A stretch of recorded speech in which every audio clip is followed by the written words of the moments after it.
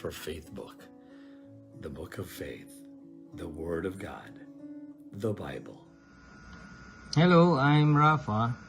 I'm here to discuss to you Philippians chapter 2 verses 5 to 11, and let me read it to you. It says here, "Have this mind among yourselves which is yours in Christ Jesus, who, though he was in the form of God, did not count equality with God a thing to be grasped, but emptied himself by taking the form of a servant, being born in the likeness of man, and being found in human form. He humbled himself by becoming obedient to the point of death, even death on a cross. Therefore, God has highly exalted him and bestowed on him the name that is above every name, so that at the name of Jesus every knee should bow in heaven and on earth and under the earth, and every tongue confess that Jesus Christ is Lord, to the glory of God the Father." May the Lord add blessing upon the reading of His words. Alam nyo, ang ganda nitong text na ito, full pack. In fact, marami ang naging argumento patungkol dito sa sulat ni Pablo na ito. No? But number one, this is a writing of Paul to the Philippians. Ano ba ang tema ng pagsulat ni Pablo rito? Ang tema ng sulat ni Pablo rito ay gayahin natin yung humility ng Panginoong Hesus. Yun ang sinasabi niya. At ibinigay niyang example ang Panginoon na ang Diyos, si Jesus, kahit na siya ay Diyos, nagkatawang tao siya, no? And he embraced that, na imagine mo Diyos, nagkatawang tao, gaano kalawak, kalaki yung diferensya nun, ano? Kung tatanungin ko kayo, dahil kayo mahal na mahal niyo yung aso niyo, gusto niyo pa maging aso kayo? Can you really do that? Dahil lang sa pagmamahal niyo sa aso niyo? Nobody would do that. Nobody in his right mind. Pero alam niyo, ito, ang Panginoon, ganun ang ginawa niya. And sabi, He became like one of us. He became like men, or He became one of us, like us, pero wala siyang kasalanan.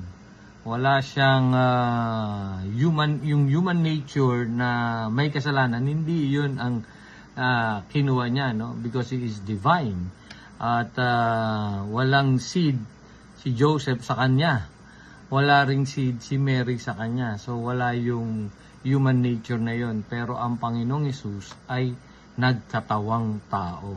So maraming argumento dyan, maraming debate na lumalabas dyan. But that's the truth. Ang tawag dyan ay sa theological term ay hypostatic union. Di ba? The Lord Jesus Christ is God and human at the same time. Di ba? So sa ibang pag-aaral, pwede nating tuunan yan. Pero ang sinasabi dito is the humility that the Lord Jesus Christ has displayed. Diba? At sinasabi ni Pablo, meron na rin kayo yan. Asan yun? Have this mind. Sabi niya, have this mind among yourselves, which is yours in Christ Jesus. Diba? Kaya natin magpakababa dahil sa banal na spirito na nasa atin. Katulad ng ginawa ng Panginoong Hesus, diba? Kaya ang problema natin, pagka meron na tayong posisyon, meron na tayong mga titulo sa buhay, meron na tayong authority, power, nakalimutan na natin to. And sometimes we look at ourselves as, sino na nga ba? Diba? Ang taas-taas ng tingin natin sa sarili natin. Pero ang Panginoon, nagpakababa siya. In fact, hanggang sa kamatayan sa krus, sa kanyang pagsunod sa kanyang Ama, sa ating Panginoon.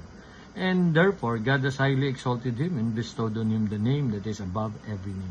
Di ba, nakita nyo, yung pagpapakababa ng Panginoon, meron ding sinabi niya rin yun sa salita niya He opposes the proud, di ba, sabing ganun, and He lifts up those who are humble. And because of that, di ba, the name of our Lord Jesus Christ is above all name. Above sa cancer, above sa anumang problema, anumang tawag mo dyan, anumang hinaharap mo. The name of the Lord Jesus Christ is above all names. Sabi dyan, above every name, so that at the name of Jesus, every knee should bow, every tongue confess that He is Lord. Diba? Yan ang sinabi ng salita ng Panginoon sa atin.